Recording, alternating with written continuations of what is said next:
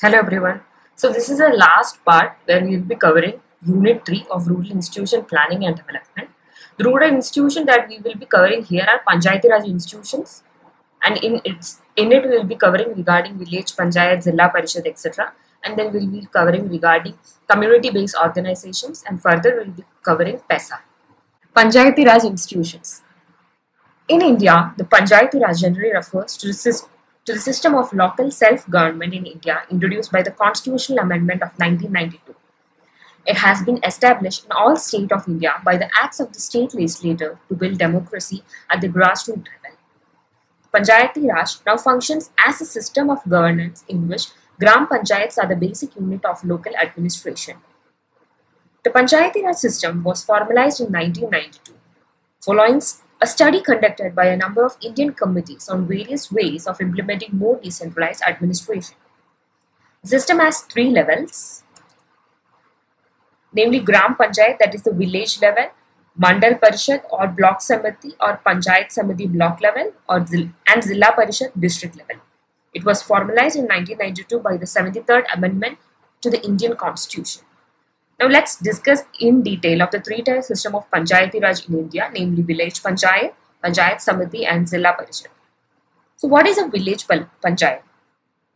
In the structure of Panchayati Raj, the Village Panchayat is the lowest unit. There is a Panchayat for every village or a group of villages in case of population of these villages happens to be small. The Panchayat chiefly consists of representatives elected by the people of the village. The Panchayat as a body is accountable to the general body of the village known as Gram Sabha, which means at least twice a year. So every Panchayat elects a president or a sarpanch and a vice president or a upa sarpanch. Now let's see what is Panchayat Samiti. Panchayat Samiti is a second or joint tier of the Panchayati Raj. Usually, a Panchayat Samiti consists of 20 to 60 villages depending on the area and population. The average population under a Samiti is about 80,000, but the range is from 35,000 to 1 lakh. The Panchayat Samiti generally consists of about 20 members elected by and from the panchas of all the Panchayat falling in the block area, 2 women members and 1 member each from the scheduled caste and scheduled tribe to be co-opted, providing they do not get adequate representation otherwise. 2 local persons possessing experience of public life and administration, which may be beneficial for the rural development, representatives of cooperative working with the jurisdiction of the block, 1 representative elected by and from the members of each small municipality lying with the geographical limits of block, the members of state and union legislature representing the area are to be taken as associate members. The president of the Panchayat Samiti is the Pradhan, who is elected by college, consists of all members of Panchayat Samiti and all the panchas of the Gram Panchayat falling within the area. Besides Pradhan, the Up-Pradhan is also elected. Let's see what are the functions of Panchayat Samiti. It is a sole authority for all development activities and the development programs as given under here: agriculture, animal husbandry, cooperation, minor irrigation, village industry, primary education, local communication, sanitation, health, medical relief, and local amenities. Now let's further discuss regarding the Zilla Parishad. The Zilla Parishad stands at the apex of the three-tier structure of the Panchayati Raj system.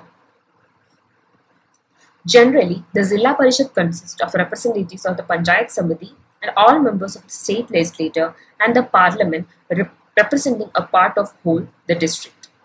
All district level officers of the medical, public health, public works, engineering, agricultural, veterinary, education and other development departments also get included in here. There is also a provision for special representation of women, members of scheduled caste and scheduled tribe, providing they are not adequately represented in the normal course. The collector is also a member of Zilla Parishad. The chairman of Zilla Parishad is elected from among its members. There is a chief executive officer in the Zilla Parishad, and he is deputed to the Zilla Parishad by the state government. Let's see the composition of the Zilla Parishad. Revenue district shall be the jurisdiction of Zilla Parishad. It was considered to be the coordinating unit, unlike Panchayat Samiti, in addition to performing supervisory function. All presidents of Panchayat Samiti are the members of Zilla Parishad. Let's see what are the role of Panchayati Raj institutions in rural development. Financial aids to the Gram Panchayat, rural kindness programs, responsibility of the Panchayat, that is transparency in work, rural administration and development, responsibilities of public towards Panchayat, decentralization of the program, control over the Gram Panchayat, arrangement of the Panchayat helpline, etc. are the role of Panchayati Raj institutions in rural development. Now let's discuss regarding the community-based organizations. The community-based organizations, CBO, are not-for-profit organizations on a local and national level facilitating community efforts for the community development. CBOs work through people-centered mode of development such as availability of microfinance, community participation in development, ensuring community health education and infrastructure improve over time. The purpose of CBOs is to plan, implement and monitor social and economic development programs and provide technical and financial help to the communities. CBOs positively affect the process of rural change, that is, increase in income, improvement of health, nutrition and literacy status of the populations. Let's see what are the objectives of community-based organization, that is CBOs. The first objective is to get information about the resources and needs. Second, to arouse people to work for the welfare of the community. To create sounds, ground for planning and action. To create a sense of cooperation, integration and unity among the people. To motivate the people to take better participation in the developing community programs. To highlight the cause of various problems affecting the community and hinder the way of progress and development.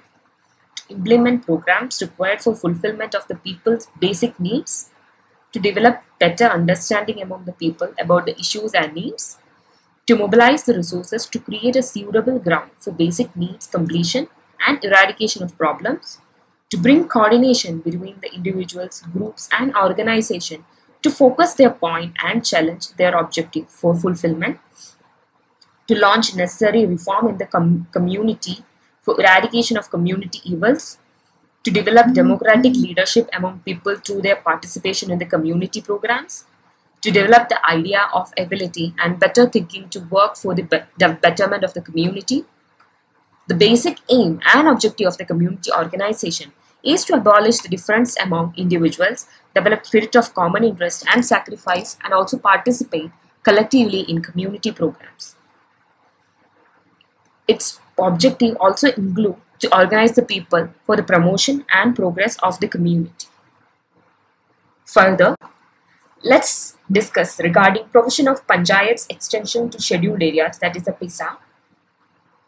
The provision of Panchayat's extension to Scheduled Area Act 1996 or the PESA is a law enacted by the Government of India for ensuring self-governance through traditional Gram Sabhas for developing for peoples living in the scheduled areas of India.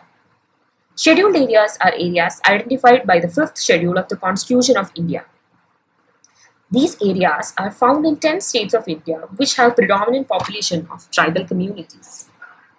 The scheduled areas were not covered by the 73rd Constitution Amendment or the Panchayati Raj Act of Indian Constitution as provided in the Part 9 of the Constitution. PESA was enacted on 24 December 1996 to extend the provisions of Part 9 of the Constitution to scheduled areas with certain expectations and modification. The main objectives of the PESA include extend Panchayat provision of Part 9 of the Constitution to the scheduled area with certain changes, give self-rule for bulk of the tribal population, to make Gram Sabha nucleus of all activities, thus having village governance with participatory democracy, have a suitable administrative framework consistent with traditional practices, to safeguard and to preserve the traditions and customs of tribal communities, to empower panchayats at appropriate levels with specific power conducting to tribal requirement, prevents panchayat at higher level from taking over powers and authority of panchayat at local level. I hope the session on Panchayati Raj institutions, community-based organization and PESA was clear to all of you. Thank you for listening.